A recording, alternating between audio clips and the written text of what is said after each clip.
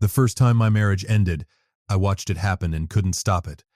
The second time someone tried to take my marriage from me, I showed up and made sure he understood the difference between a man who doesn't know and a man who does. That's the whole story in 2 sentences. But you didn't come here for 2 sentences. So let me take you back to the beginning. All the way back. Because this story only makes sense if you understand who Wesley Cash is before everything that happened in September 2024. My name is Wesley Cash. I'm a civil engineer based in Springfield, Missouri, 38 years old. And I have been through the kind of marital betrayal that restructures your psychology the way a bad storm restructures a coastline. Permanently, and not always in ways you can see from the surface. The first time I was married, I was 26. Her name was Tracy. We'd been together since junior year at Missouri State University, married the year after graduation. And I thought, with the complete and total confidence of a 26-year-old who doesn't know what he doesn't know, that we were solid. That we were the kind of couple people pointed to and said, those two figured it out early. We lasted 3 years. Tracy left me for a man named Russell Chambers. Russell was 41, owned 3 auto dealerships across southwest Missouri, drove a different car every week, and had the kind of easy financial confidence that fills a room before the man walks into it. He wasn't cruel. He wasn't a villain in a film. He was simply richer than me. Substantially, visibly, in ways that mattered to Tracy in ways she hadn't fully told me they mattered. She didn't even apologize. That was the part that left a mark. She sat across from me at our kitchen table in our apartment on National Avenue in Springfield, and she said, "Wesley, I love you.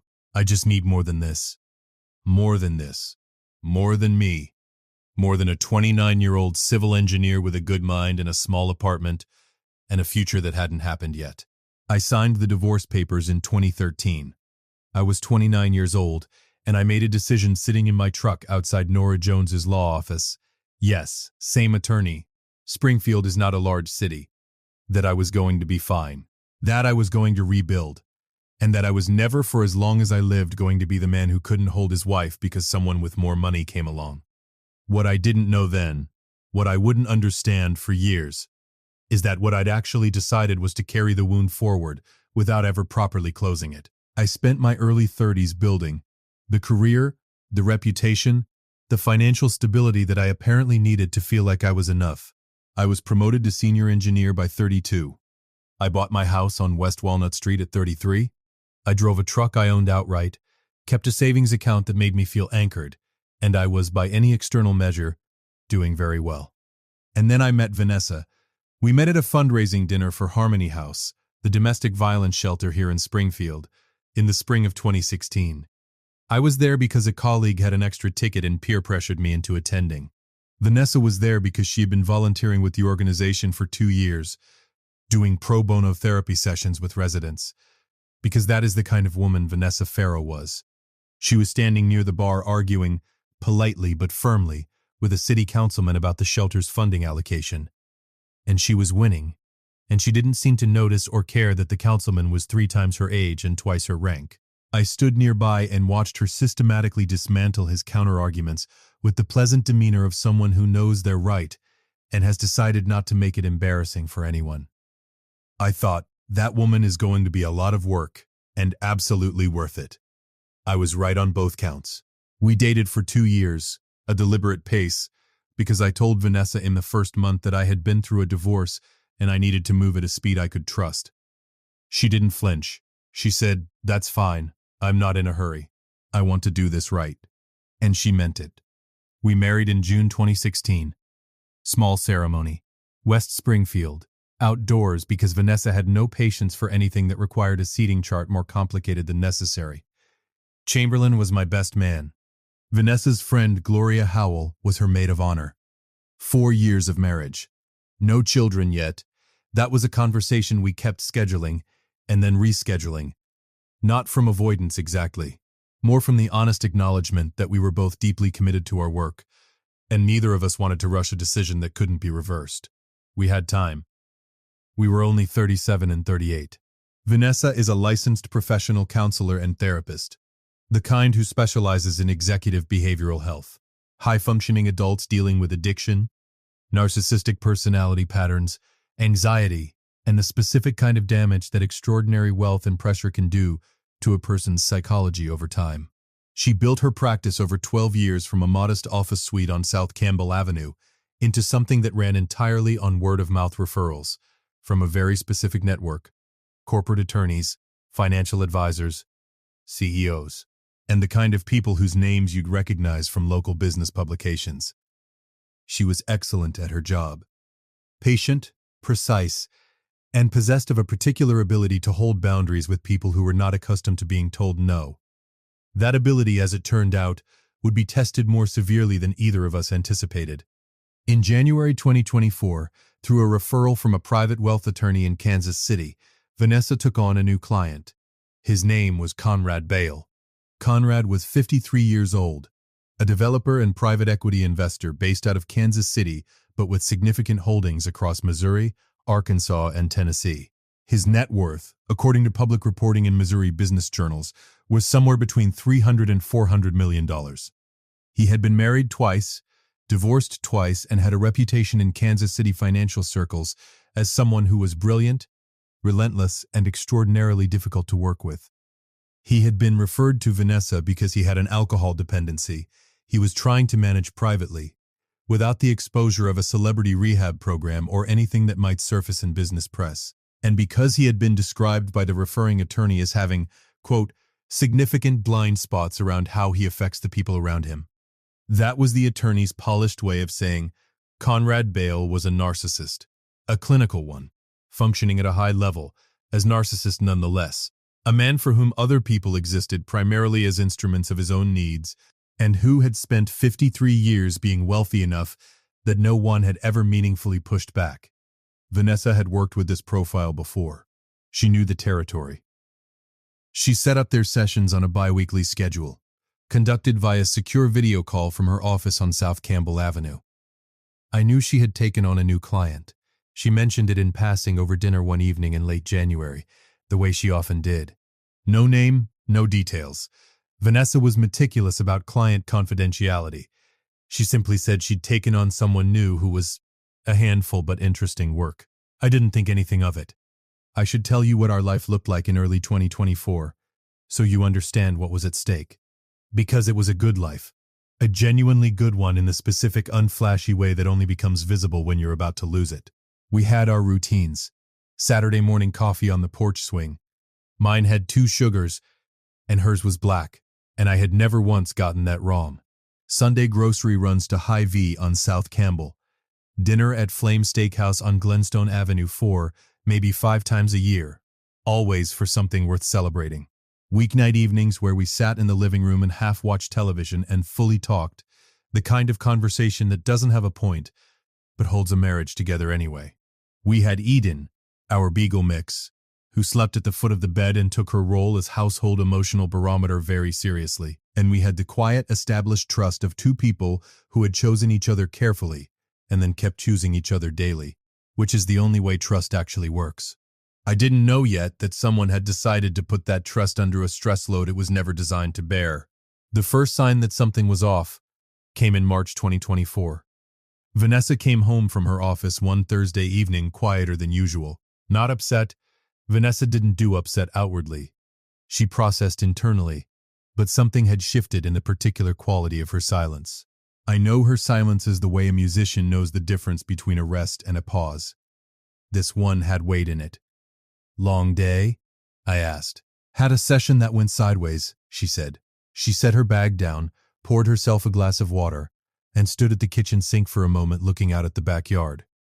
I didn't press. With Vanessa's work, pressing was rarely the right move. But later that evening, when I thought she was asleep, I was still awake on my side of the bed, and I heard her exhale. Long, slow, controlled. The exhale of a woman managing something. I didn't know it then, but the thing she was managing had a name, and it was going to put everything we'd built in the crosshairs.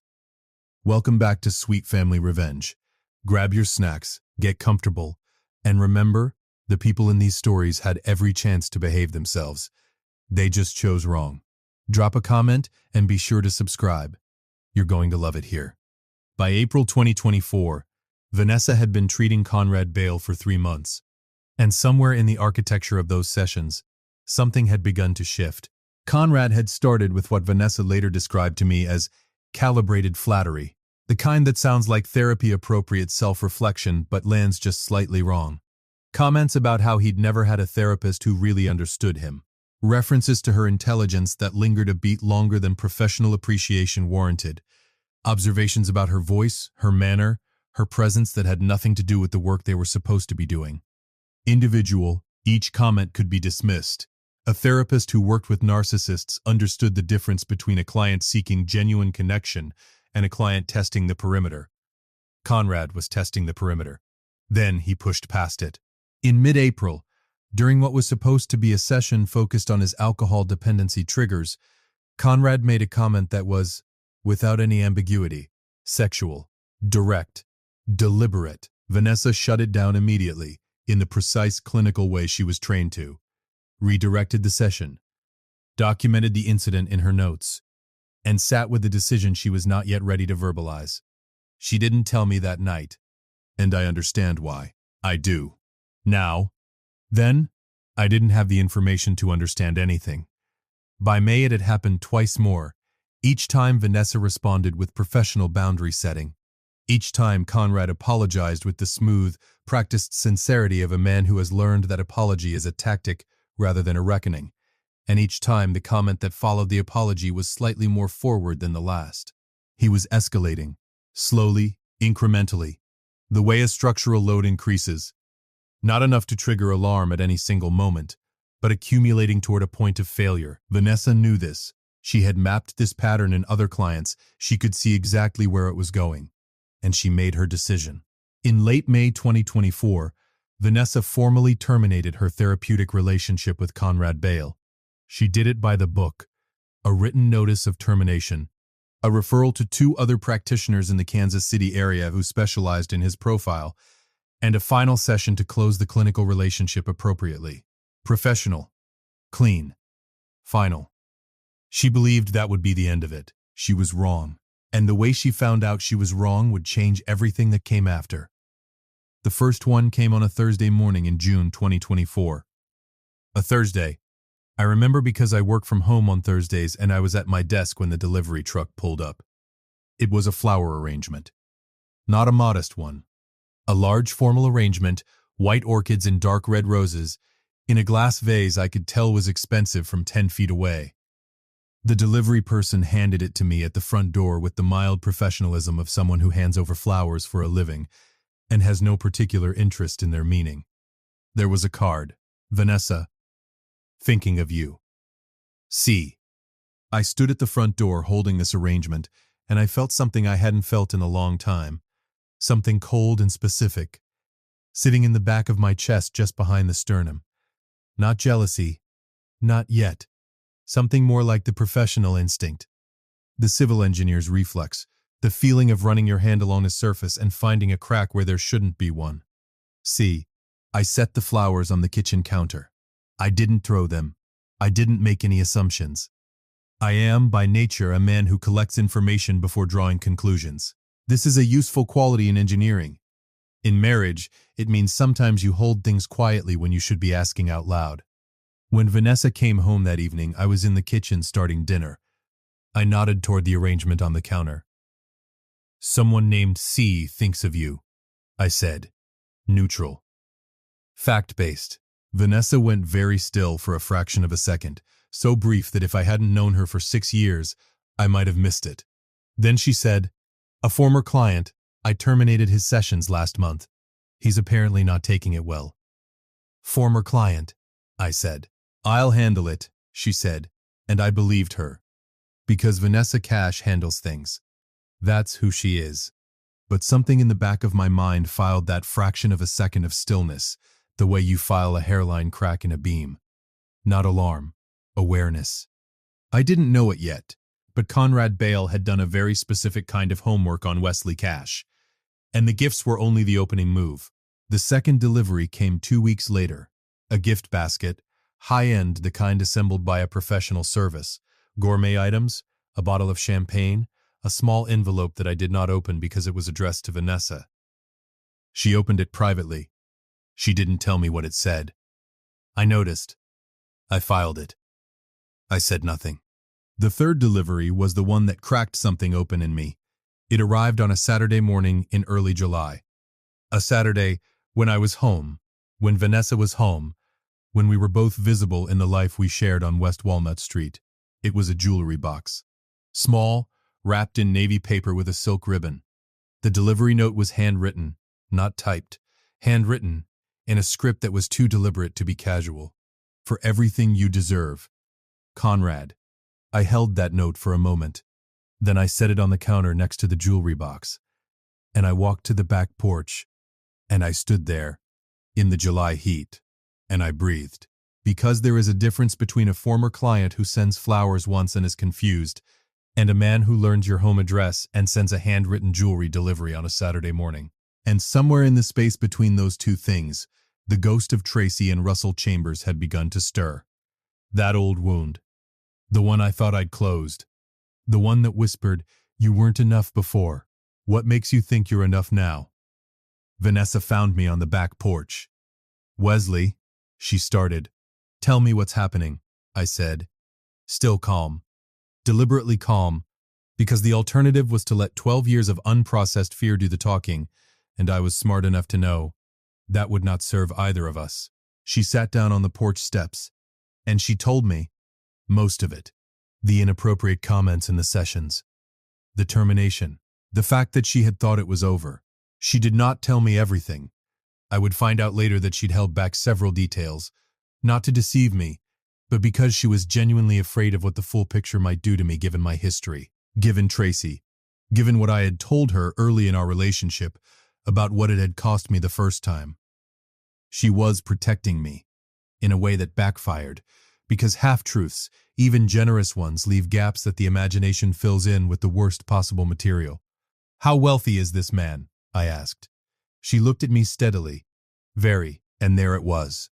The thing I had been trying not to think, the thing that had lived in my chest since 2013 and never fully left. I stood up. I walked back inside. And I spent the next 48 hours doing something I am not proud of, but will be honest about. I retreated into myself. Not anger, not accusations. I didn't have enough information for accusations, and I wasn't the kind of man who made them without evidence. But I went quiet in the specific way that Vanessa knew was not good. The way that meant I was carrying something I hadn't handed to anyone yet. She saw it. She didn't push it. And she made a decision of her own. Vanessa's closest friend was a woman named Gloria Howell. They'd been friends since college at Missouri State, the kind of friendship that has survived 15 years of life changes and maintains a specific reliable chemistry. Gloria ran her own small marketing firm and had the kind of practical intelligence that made her good in a crisis. Vanessa trusted her completely. In early July 2024, Vanessa confided in Gloria. Not everything all at once, but over 2 or 3 conversations across that month, Gloria got the full picture. Conrad Bale. The escalating comments during therapy, the termination, the gifts, the handwritten note. And the part that Vanessa said quietly on a phone call with Gloria one evening when I was still at the office, her fear about what this was doing to Wesley. "He's gone quiet," Vanessa told her. "You know what that means." Gloria knew. What Vanessa didn't know, what she would not find out until much later, at a lakeside restaurant in the Ozarks, with a recording device in her bag and a billionaire sitting across the table, was that Gloria had decided to do something about it. But I'm getting ahead of myself. In August 2024, Conrad Bale escalated beyond gifts.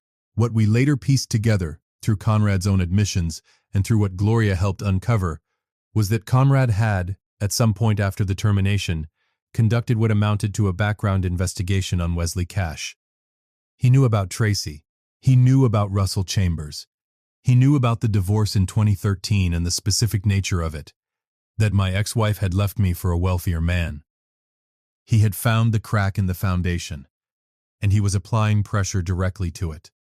The campaign was subtle and calculated. A second set of flowers arrived, this time with a note that Vanessa intercepted before I could see it. Gloria saw a photo of it. The note implied intimacy that did not exist, framed as a private joke, a shared memory, the kind of language designed to look, to an outside observer, like something it wasn't. Conrad knew that if I saw it cold, without context, my history would do the rest of the work for him. He was trying to make me doubt my wife. He was trying to make me see Tracy when I looked at Vanessa. And in August, in the silence of our house, in the quiet retreat I had constructed around myself like a structural shell, he was, slowly, succeeding. I didn't accuse Vanessa of anything. I want to be absolutely clear about that. I made no accusations. But I withdrew. I was shorter in conversation. I slept with the distance of a man who is holding a question he is afraid to ask out loud. And Vanessa, who knew exactly where that withdrawal came from and exactly who had engineered it, was watching her marriage cool from the outside and feeling the specific helplessness of a woman who has all the evidence but none of the format to present it without causing the very damage she was trying to prevent. She needed Conrad on record, not as his therapist. That relationship was over. The ethical protections of that role no longer applied. As a private individual, confronting a man who is harassing her. Under Missouri law, an individual may record a conversation to which they are a party without the consent of the other party. Vanessa knew this. She is not a woman who makes moves without knowing the legal ground she's standing on. Her plan was clean.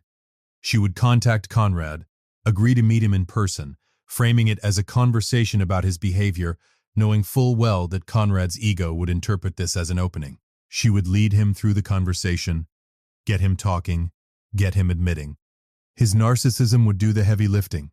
Conrad Bale was not a man accustomed to being told he had done something wrong, and Vanessa knew from 3 months of sessions exactly how he would respond when he felt he was in control. She would get the confession on tape. She would bring it home. She would show it to me, and she would show me that nothing happened, that the man trying to ruin our marriage was not a rival but a predator, and that the only thing standing between his plan and its failure was Vanessa herself. The location she chose for the meeting was a lakeside restaurant and bar at Table Rock Lake, near Branson, a place Conrad had mentioned during sessions as somewhere he liked to conduct informal business. She told him she wanted to meet somewhere neutral and private. Conrad, whose ego translated "meet me privately" into confirmation of his own narrative, agreed immediately. She told Gloria the full plan. She told me she was going to a quick overnight trip with Gloria. A break. Some air. Nothing elaborate.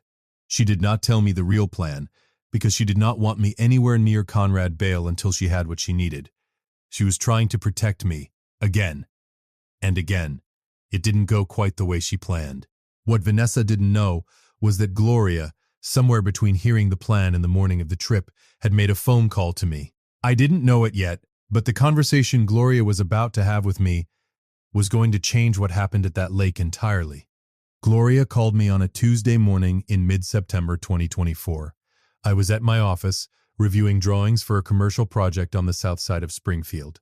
Melanie Torres, my assistant, had put the usual coffee on my desk. Everything was ordinary.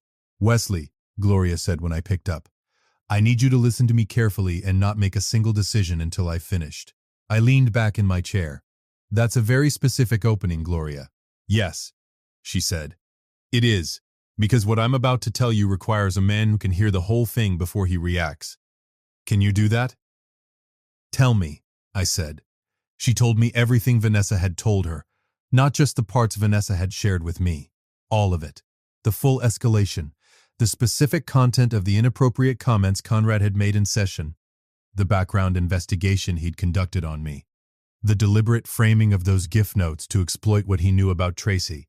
The fact that Vanessa had been shielding me from the scope of it because she knew what even the shadow of this situation could do to me, given my history. I sat at my desk and I listened. And the listening was the hardest thing I had done in years, because every sentence was simultaneously a revelation and a reckoning. A revelation about how far Conrad had gone, and a reckoning with the fact that I had let myself go quiet instead of asking out loud, and in doing so had merely handed this man exactly the damage he was aiming for. "She's going to that lake tomorrow to get him on record," Gloria said. "She doesn't want you there because she doesn't want you anywhere near him until she has the recording. But Wesley, I've been thinking about this all week, and I think she's wrong about that part." "Why?" I said. My voice was steady. I was focusing very hard on keeping it that way. Because Vanessa is going to get him talking, and she might get what she needs. But Conrad Bale is a man who has been doing whatever he wants to people his whole life, because nobody has ever looked him in the eye and told him there are consequences. A recording is evidence. You showing up with someone recording on your terms is a message. It's a different thing entirely. She let that sit. You showing up as her husband, Gloria continued, and standing there and saying what needs to be said, that closes this. A recording she brings home and shows you privately. That starts a legal process, and legal processes with men like Conrad take years and drain everything. But a man who shows up and makes it clear he knows everything, and that the next move destroys Conrad's very public career, that ends it the same day. I sat with that for a long moment. She wasn't wrong. I asked Gloria one thing. Does Vanessa know you're calling me? No, Gloria said. And then, but she will. And I believe she'll understand why. I made a decision sitting in my office on a Tuesday in September 2024. The same kind of decision I'd made 11 years earlier in the parking lot of a law office on Boonville Avenue. Except this one was different. This one was not about surviving something. This one was about refusing to let someone take what was mine. Not because of pride, not because of the ghost of Tracy and Russell Chambers, because Vanessa Cash was my wife. And someone had decided to use my history, my wound, my specific vulnerability, as a weapon. And I was done letting that wound sit unhealed in the dark where people could find it and exploit it. I called an old friend. His name was Derek Price, former college roommate, now a private security consultant in Springfield. I told him what I needed. He said he'd be there. Wednesday, 9/11/2024. I drove to Table Rock Lake.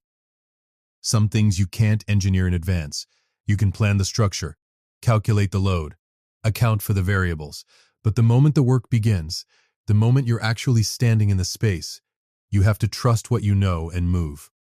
I arrived at Table Rock Lake at 11:40 a.m. on Wednesday, September 11th, 2024. Derek Price was already parked near the restaurant entrance in a charcoal Jeep Grand Cherokee, wearing a plain navy jacket and the expression of a man who has been in many rooms where things were about to happen. He had a small body camera on his lapel. Discreet.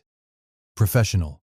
The place Vanessa had chosen was a lakeside restaurant and bar called the Osprey, a well-regarded spot on the Branson area waterfront, the kind of place with a wide outdoor deck built over the water, excellent sightlines, and enough ambient noise that a conversation could feel private without actually being private.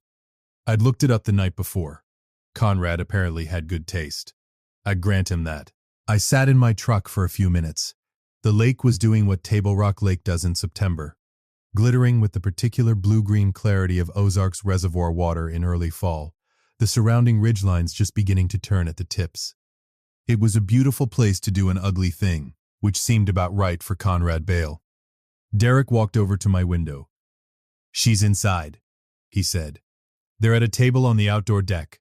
She's got her bag on the table, recording device inside. Active. She doesn't know we're here yet." "Good," I said. "You want to walk through the approach?" "No," I said. "I know what I want to say." Derek nodded once, the nod of a man who respects a clean plan. I got out of the truck. "I want to tell you what I felt walking across that parking lot, because I think it matters." I did not feel rage. Rage is for men who have run out of other options. I had not run out of options. I felt something closer to clarity, the specific clarity that comes when every variable has been accounted for, when the design is correct, when all that remains is execution. I felt like a civil engineer walking a site he had already reviewed on paper. I walked through the restaurant, nodded at the hostess. She started to speak and I smiled and said, "I'm joining someone on the deck." And I walked through the interior and out through the sliding glass doors to the outdoor terrace. And I saw them. Vanessa was seated across from Conrad Bale at a table near the railing, with the lake behind her and the September sky overhead. She was leaning slightly forward in the way she does when she's focused, elbows on the table, hands folded, her recorder running silently in her open bag. She was professionally composed, but I could see in the set of her shoulders the specific tension of a woman who is doing something that costs her. Conrad was across from her. I'd looked him up before I drove out here. I'm a thorough man. But seeing him in person was a different thing. He was large, well-dressed, expensive in the specific way that men are when they've worn expensive things so long, it stops looking deliberate. Silver hair, broad through the chest, a watch that probably cost more than my truck. He was talking, and he was leaning in, and the quality of his posture, the way he occupied the space, the practiced ease of a man accustomed to having his full attention received as a gift, told me everything I needed to know about what Vanessa had been navigating since January. He was a man who had never been told no by anything that money couldn't eventually persuade. Vanessa saw me first. Her eyes found me across the deck, and she went still in a way that was so fast and so complete that Conrad mid-sentence noticed. He turned, and I walked toward the table. I pulled out the chair beside Vanessa, not across from Conrad, beside my wife, and I sat down. Unhurried, I folded my hands on the table. Derek had come onto the deck behind me and taken a position near the railing 8 feet away, not threatening, present. Conrad looked at me, then at Vanessa, then back at me. "You must be the husband," he said. His voice was smooth, controlled. A man recalibrating in real time. "Wesley Cash," I said, "and you're Conrad Bale. This is a private meeting." "It was," I said. "Now it's a different kind of meeting." I didn't raise my voice. I didn't lean forward or perform any of the body language of dominance that insecure men deploy when they want to look powerful. I sat still, because stillness, when it belongs to a man who isn't afraid, is the most effective thing in any room. Conrad looked at Vanessa. "You told him. She didn't have to." I said, "You want to understand how I know what I know, Conrad? I'll tell you, because I think it's important that you understand this next conversation with full information." He closed his mouth. "You've been sending gifts to my home," I said.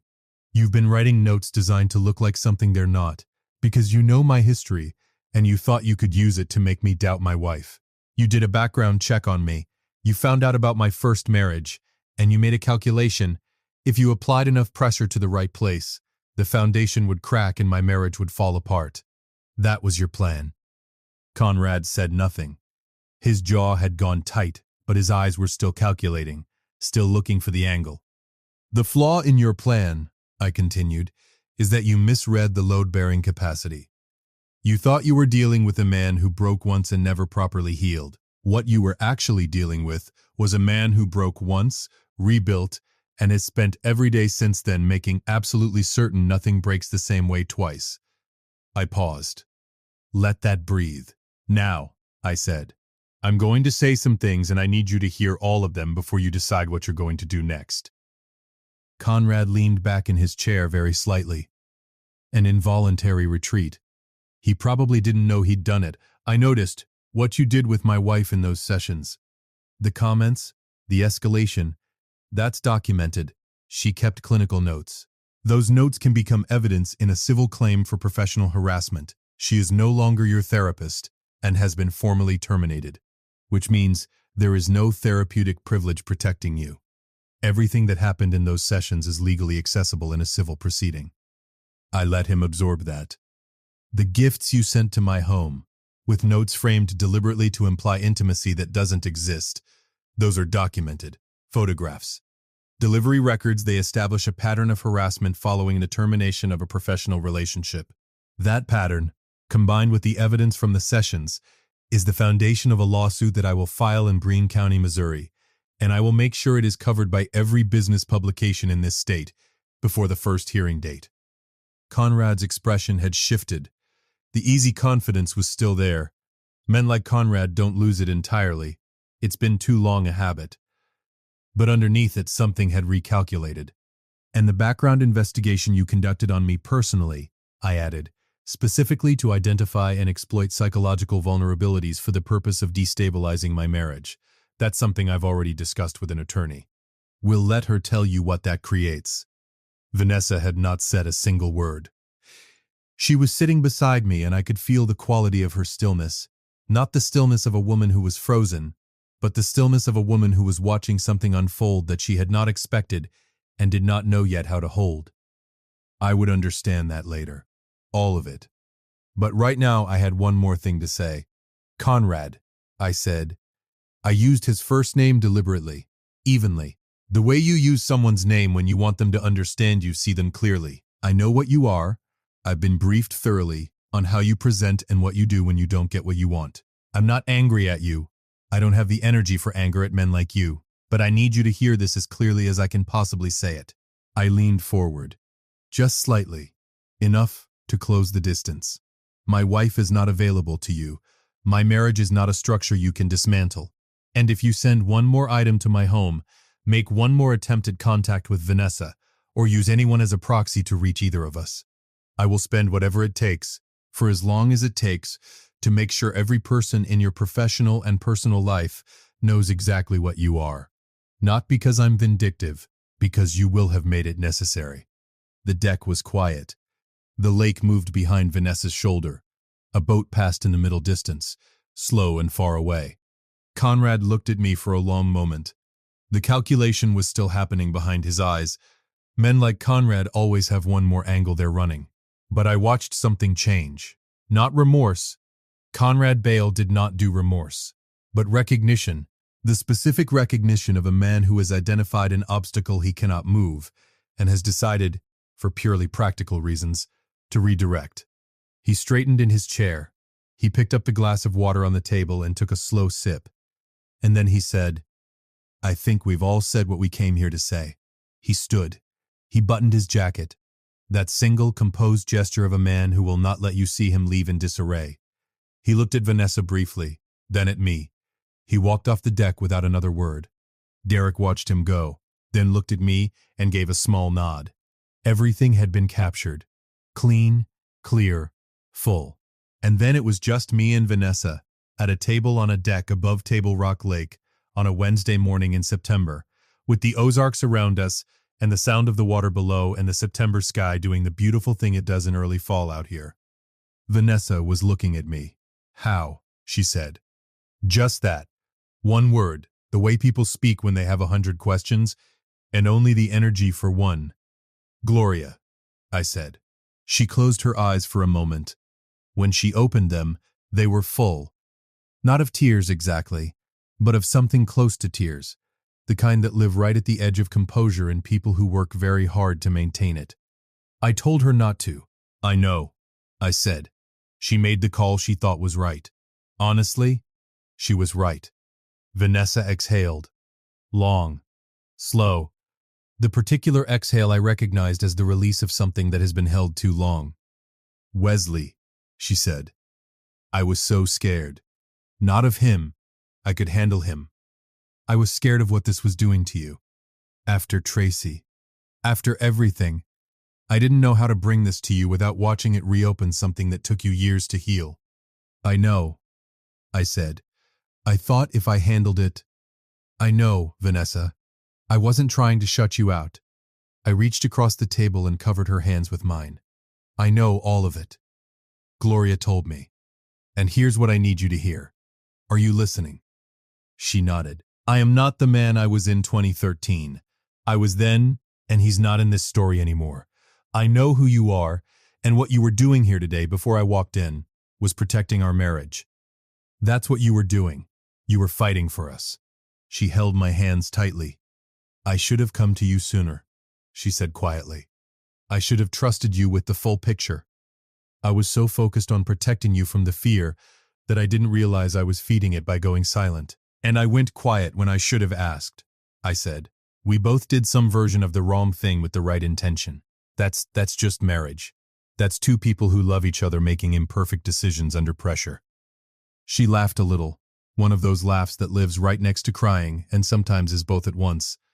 An apple pie would fix this, she said. I didn't bring one this time.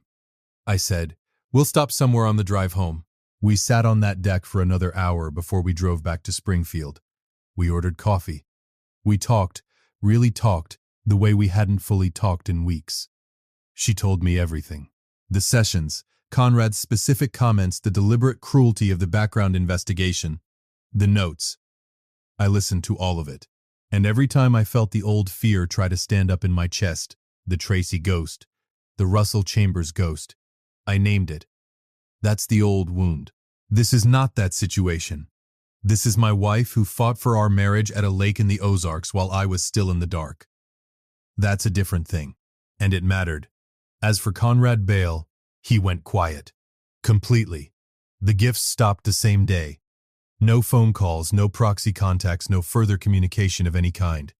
Whether it was Derek's recording, the credible threat of civil litigation, or simply the recalculation of a man who had found something that wouldn't yield, I don't know. I don't particularly care.